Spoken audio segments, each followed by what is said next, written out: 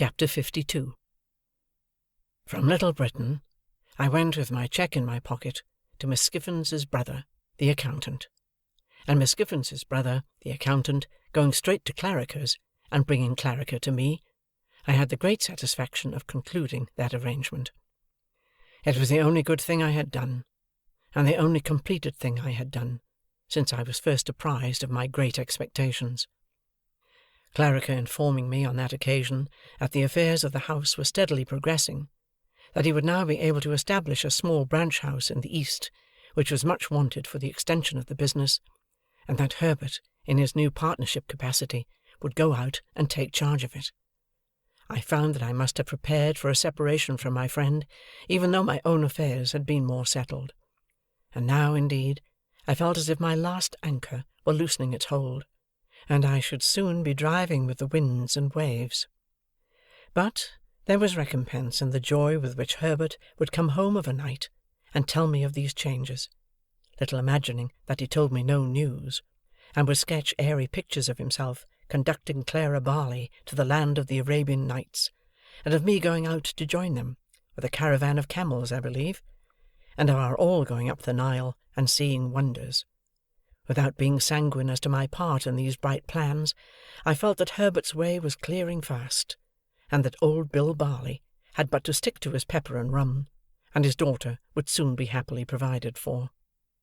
We had now got into the month of March. My left arm, though it presented no bad symptoms, took in the natural course so long to heal that I was still unable to get a coat on. My right arm was tolerably restored, disfigured, but fairly serviceable. On a Monday morning, when Herbert and I were at breakfast, I received the following letter from Wemmick by the post. Walworth. Burn this as soon as read. Early in the week, or say Wednesday, you might do what you know of, if you felt disposed to try it. Now burn. When I had shown this to Herbert, and had put it in the fire, but not before we had both got it by heart, we considered what to do. For, of course, my being disabled could now be no longer kept out of view. "I have thought it over, again and again," said Herbert, "and I think I know a better course than taking a Thames waterman. Take Startop. A good fellow, a skilled hand, fond of us, and enthusiastic and honourable." I had thought of him more than once. "But how much would you tell him, Herbert?" "It is necessary to tell him very little. Let him suppose it a mere freak, but a secret one, until the morning comes. Then let him know that there is urgent reason for your getting Provis aboard and away. You go with him?" "No doubt. Where?" It had seemed to me, in the many anxious considerations I had given the point, almost indifferent what port we made for. Hamburg, Rotterdam, Antwerp. The place signified little, so that he was got out of England. Any foreign steamer that fell in our way, and would take us up, would do. I had always proposed to myself to get him well down the river in the boat, certainly well beyond Gravesend, which was a critical place for search or inquiry if suspicion were afoot. As foreign steamers would leave London at about the time of high water, our plan would be to get down the river by a previous ebb tide, and lie by in some quiet spot until we could pull off to one. The time when one would be due where we lay, wherever that might be, could be calculated pretty nearly if we made inquiries beforehand. Herbert assented to all this, and we went out immediately after breakfast to pursue our investigations. We found that a steamer for Hamburg was likely to suit our purpose best, and we directed our thoughts chiefly to that vessel. But we noted down what other foreign steamers would leave London with the same tide, and we satisfied ourselves that we knew the build and colour of each.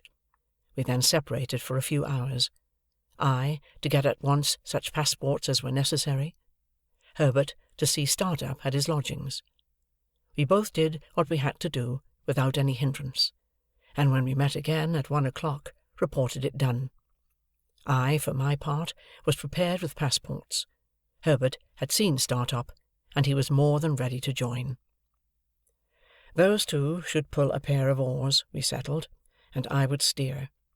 Our charge would be sitter, and keep quiet, as speed was not our object, we should make way enough.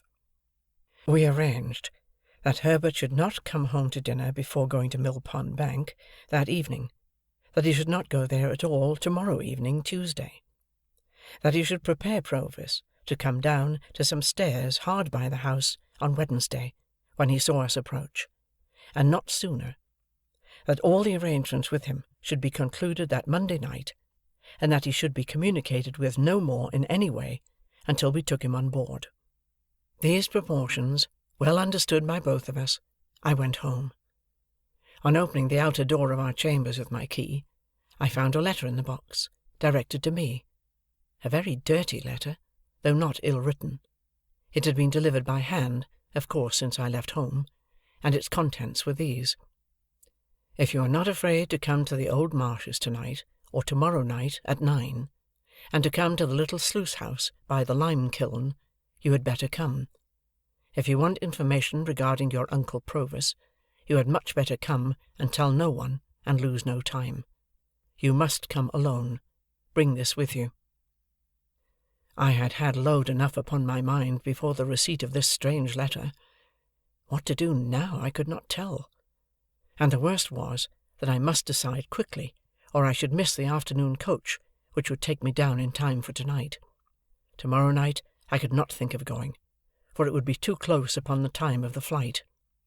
And again, for anything I knew, the proffered information might have some important bearing on the flight itself. If I had had ample time for consideration, I believe I should still have gone. Having hardly any time for consideration, my watch showing me that the coach started within half an hour, I resolved to go. I should certainly not have gone, but for the reference to my Uncle Provis, that, coming on Wemmick's letter and the morning's busy preparation, turned the scale. It is so difficult to become clearly possessed of the contents of almost any letter in a violent hurry, that I had to read this mysterious epistle again, twice, before its injunction to me to be secret got mechanically into my mind. Yielding to it in the same mechanical kind of way, I left a note in pencil for Herbert, telling him that as I should be soon going away, I knew not for how long, I had decided to hurry down and back to ascertain for myself how Miss Havisham was faring. I had then barely time to get my great-coat, lock up the chambers, and make for the coach office by the short byways. If I had taken a hackney chariot and gone by the streets, I should have missed my aim. Going as I did, I caught the coach just as it came out of the yard. I was the only inside passenger, jolting away knee-deep in straw, when I came to myself. For I really had not been myself since the receipt of the letter. It had so bewildered me, ensuing on the hurry of the morning. The morning hurry and flutter had been great, for, long and anxiously as I had waited for Wemmick, his hint had come like a surprise at last. And now I began to wonder at myself for being in the coach, and to doubt whether I had sufficient reason for being there, and to consider whether I should get out presently and go back, and to argue against ever heeding an anonymous communication, and, in short, to pass through all those phases of contradiction and indecision to which I suppose very few hurried people are strangers. Still, the reference to Provis by name mastered everything. I reasoned, as I had reasoned already, without knowing it, if that be reasoning. In case any harm should befall him through my not going, how could I ever forgive myself? It was dark before we got down, and the journey seemed long and dreary to me, who could see little of it inside, and who could not go outside in my disabled state. Avoiding the Blue Boar, I put up at an inn of minor reputation down the town, and ordered some dinner. While it was preparing, I went to Sartor's house, and inquired for Miss Havisham. She was still very ill, though considered something better. My inn had once been a part of an ancient ecclesiastical house, and I dined in a little octagonal common room, like a font. As I was not able to cut my dinner, the old landlord with a shining bald head did it for me. This bringing us into conversation, he was so good as to entertain me with my own story, of course with the popular feature that Pumblechook was my earliest benefactor and the founder of my fortunes. "Do you know the young man?" said I. Know him? Repeated the landlord. Ever since he was no height at all. "Does he ever come back to this neighbourhood?" Ah, he comes back," said the landlord, "to his great friends now and again, and gives the cold shoulder to the man that made him." "What man is that?" "Him that I speak of," said the landlord. "Mr. Pumblechook." "Is he ungrateful to no one else?" "No doubt he would be, if he could," returned the landlord. "But he can't. And why? Because Pumblechook done everything for him." "Does Pumblechook say so?" "Say so?" replied the landlord. "He han't no call to say so." "But does he say so?" "It would turn a man's blood to white wine winegar to hear him tell of it, sir," said the landlord. I thought, "Yet, Joe, dear Joe, you never tell of it. Long-suffering and loving Joe, you never complain. Nor you, sweet-tempered Biddy." "Your appetite's been touched like by your accident," said the landlord, glancing at the bandaged arm under my coat. "Try a tenderer bit." "No, thank you," I replied, turning from the table to brood over the fire. "I can eat no more. Please take it away." I had never been struck at so keenly for my thanklessness to Joe, as to the brazen impostor Pumblechook. The falser he, the truer Joe; the meaner he, the nobler Joe. My heart was deeply and most deservedly humbled, as I mused over the fire for an hour or more. The striking of the clock aroused me, but not from my dejection or remorse, and I got up and had my coat fastened round my neck, and went out. I had previously sought in my pockets for the letter that I might refer to it again, but I could not find it, and was uneasy to think that it must have been dropped in the straw of the coach.